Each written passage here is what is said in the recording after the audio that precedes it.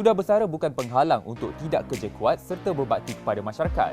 Itu yang ditonjolkan Cikgu Ahmad dalam usahanya menerapkan minat membaca dalam kalangan kanak-kanak di kawasan kejiranannya. Bersempena dengan Hari Kemerdekaan tahun ini, kami bawakan kepada anda kisah seorang pesara guru yang tidak pernah kenal erti lelah dalam mendidik generasi muda. Biarpun telah bersara daripada bidang pendidikan, ia tidak memudaratkan semangat Cikgu Ahmad untuk berbakti kepada masyarakat serta mendidik kanak-kanak.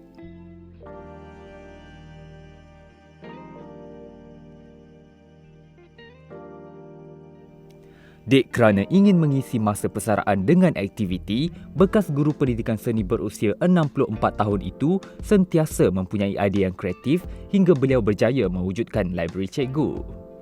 Siapa sangka, van buruk yang dibiarkan tersadai di tepi jalan ini boleh berubah wajah menjadi sebuah perpustakaan mini di hadapan rumah di Desa Impian, Kampung Berbau Sempak, Sungai Buloh. Tercetus idea ni pada tahun lepas lah, 2019. Iaitu lebih kurang dalam bulan 2 gitulah. Dalam bulan Februari. Masa tu saya pergi jalan-jalan di Subang Lestari tu. Minum-minum dengan kawan-kawan tu, ternampaklah van ni. Kereta-kereta banyak tersadai tu. Kereta yang rosak. Jadi saya pun bertanyalah dekat mekanik tu lah. Mekanik tu dia kata, ini semua tak nak ambil dah, dia kata. Ahli majlis pun, majlis MBSA pun tak nak ambil. Terbiar dia. Jadi saya kata saya berkenal dengan van ni. Jadi dia kata boleh saya telefon lah. Mekanik tu beritahu pada tuan dia yang punya ni Nek Zamri. Dia duduk di Shah Alam. Dia kata dia telefon lah. Dia telefon, Nek Zamri pun tanya saya apa tujuan saya. Saya kata nak buat library ni. Dia pun dengan rela hati dia hadiah saya. Saya tujuan yang utama sekali, saya lihat kanak-kanak di sini lah, di kampung ni, di taman ni, dia orang ni suka main gadget lah. Handphone, gadget, main basikal. Jadi kadang-kadang dia orang ni pergi memancing. Jadi terbiar lah. Jadi saya pun mendekati kanak-kanak ni. Saya bagi kat dia, apa kata kalau cikgu buat satu library, saya kata. Dia pun rasa, okey juga cikgu, okey cikgu. Kami pun kalau bermain pun jemu juga. Jadi saya cikgu seni, saya boleh mengajar lukisan. Jadi budak-budak ni sukalah. Tambah beliau, dia bersyukur kerana mempunyai isteri dan anak-anak yang sering menyokong impiannya. Siti Salamah atau mesra disapa Opah merupakan insan yang sentiasa berdiri di samping suaminya. Menurutnya, suaminya seorang yang sentiasa optimis dalam melakukan sesuatu perkara. Masa tu Opah ingat macam benda tu dia main-main. Dia main-main, tapi walau macam mana pun Opah dengan cikgu ni selalu kalau bercakap, berdebat, salah faham, salah pendapat dan sebagainya. Mula-mula bila dia kata dia nak buat library dalam van tu pula dia sebut van buruk. Opah mula terfikir, macam mana nak buat library tu? Di mana nak letak? Siapa nak jaga? Siapa nak uruskan buku-buku tu, buku pinjaman dan sebagainya. Jadi kan memang runsing dibuatnya. Sehinggalah satu hari tu tiba-tiba datang kereta tarik tu, dari tariknya van buruk tu diletak depan rumah ni.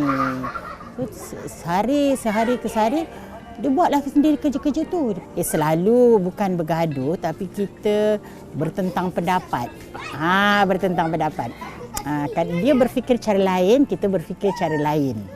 Of course lah, sebab ketika latar belakang Opah kerja kat bank. Bila kita buat sesuatu, kita lebih fikir apa dia punya profit dia, apa benefit dia dan sebagainya. Tapi cikgu ni dia lebih berfikir kepada benda-benda yang tak boleh dinilai dengan RM. Kan? Itu dia punya ni.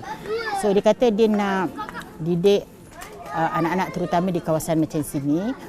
Biarpun dipandang remeh oleh masyarakat sekeliling, Opah sentiasa percaya dengan niat murni suaminya itu.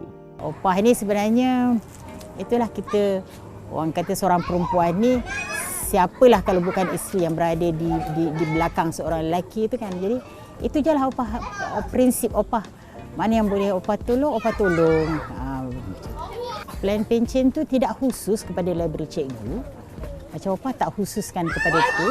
Tapi Opah nak hari tu Opah ni Kalau boleh memang didampingi oleh cucu-cucu.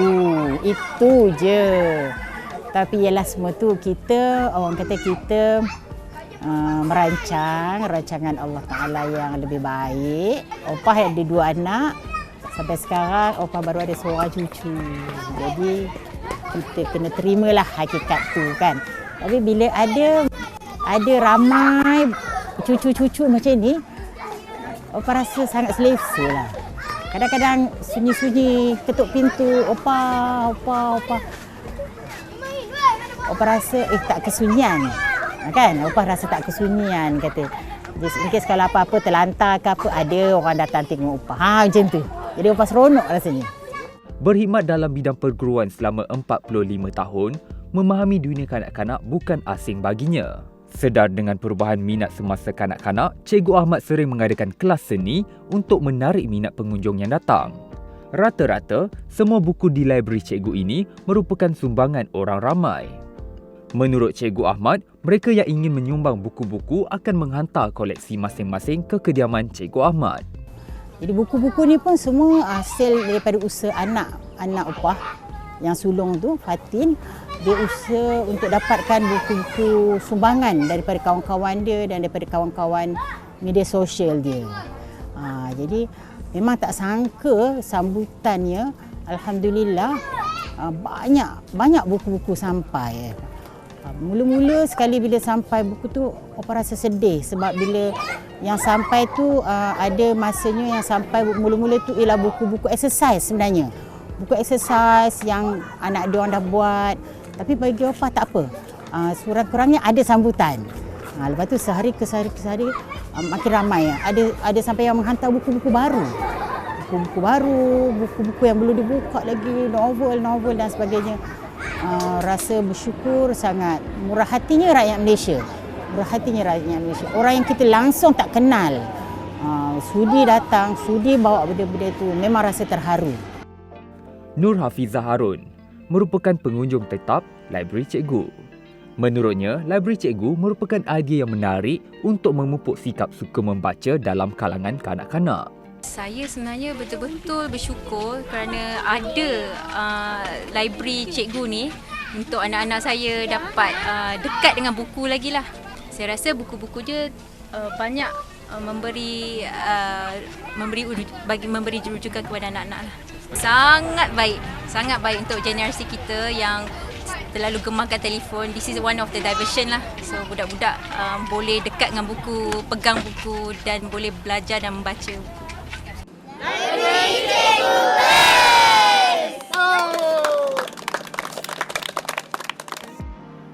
Usaha yang ditonjolkan Cikgu Ahmad ini sememangnya telus dan penuh berdedikasi. Walaupun berdepan dengan pelbagai cabaran, beliau tetap teguh dengan cita-citanya untuk prihatin terhadap masa depan generasi muda. Semoga apa yang dikongsikan ini dapat mencetuskan inspirasi kepada semua pihak untuk memanfaatkan masa persaraan serta menyemai bakti kepada masyarakat. Selamat menyambut Hari Kemerdekaan yang ke-63. Saya Afi Arifin. Ingat #KitaJagaMalaysia. Jumpa lagi.